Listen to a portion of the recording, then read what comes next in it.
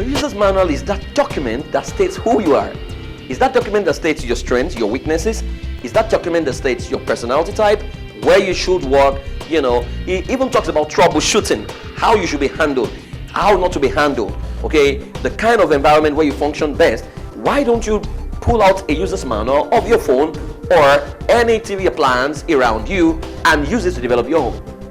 You will be shocked how difficult it will be for you to develop your own user's manual. So if it is difficult for you writing an essay or writing a manual about yourself, then you can imagine how tedious the job of hiring the most important personnel in your life, a husband or a wife, would be.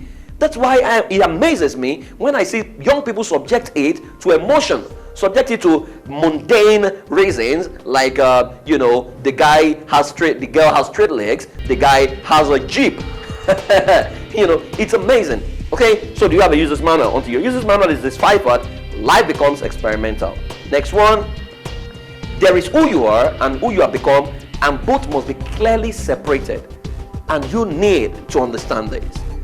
A lot of people think that when I get married, I'll be happy.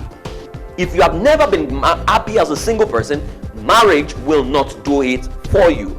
Okay, so you need to get to the point where you ask yourself, am I the same person? The guy sang a song, his name Daria Talade, sang a song. You are not the girl I used to know. You are a shadow of yourself. I thought I lost you long ago, like a book that has left the shelf. Okay, are you the same person?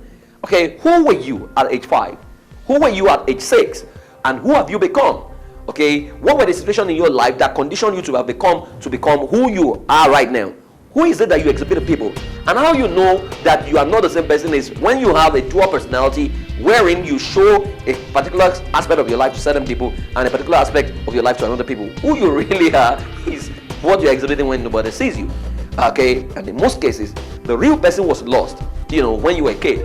Reality is, if you're a firstborn, for example, especially in Africa, there's a lot of pressure on your life to act right, to live right, to show example. So that pressure could have suppressed your original personality, that your identity could have been lost in the pressure they placed on you. If you have been a victim of child sexual abuse, the real you could have been lost. Okay, so who you are and who you have become must be separated. Then the last one there, until there's a realignment to who you really are, your screen will be faulty and your sense of judgment will be faulty as well. There's what is called the screen concept. Screen concept says that the more you think you're right, the more you can actually be wrong. That your judgment of right or wrong could have been altered by who you have become. So take for instance, if you have been a girl who was sexually abused and all your life you have been abused by people that love you, the people who are authority figures over your life, the people who are supposed to be friends, then your understanding and definition of love will be faulty. And that's why counselors will tell you, sometimes a particular girl is in an abusive relationship. This guy doesn't mean well for her. This guy will not do her any good. And you are telling her, check out of this relationship, and she's telling you, he's all I have. He only has one weakness. The weakness is that he gets angry, and when he gets angry, he slaps me. Then you're wondering, are you saying at all, a guy slaps you and he says he's the weakness? Why should you go ahead in that relationship? That's what happens when people have lost touch with themselves. Is your screen correct? Now, for example, you're looking at the guy and you want to date him because of the car he drives. What you are saying invariably is that you want to date a thing, not a being, because what has attracted you is a car. It means your sense of judgment is faulty. There's a way the society you live in can actually condition you such that you think of wrong as right. And that's happening all over the world. Okay, right now, you can imagine, someone wakes up in the morning and he sees 2 male, and the male is saying, because I've adopted you as my son, you call me daddy and you call this person mommy, and the guy is confused.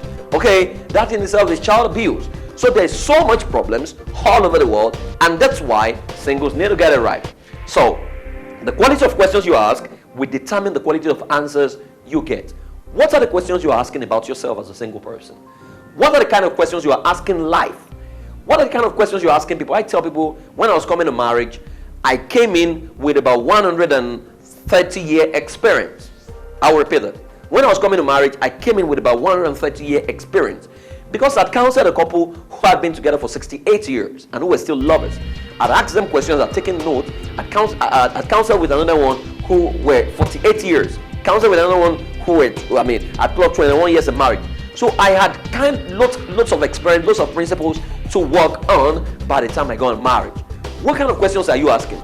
Are you asking a question of your bank account, or you're asking a question of what car does it drive? Or are you asking a question of is it tall or is it short? Even if it's short, does it have a tall vision? Okay, because vision makes all the difference. That's the mental picture of his preferred future.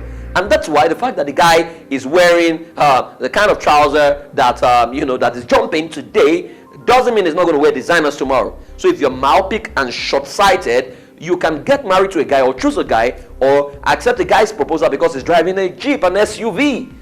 Not for remembering that there are lots of SUV driving beasts and foes who can actually beat you up in marriage. What question are you asking?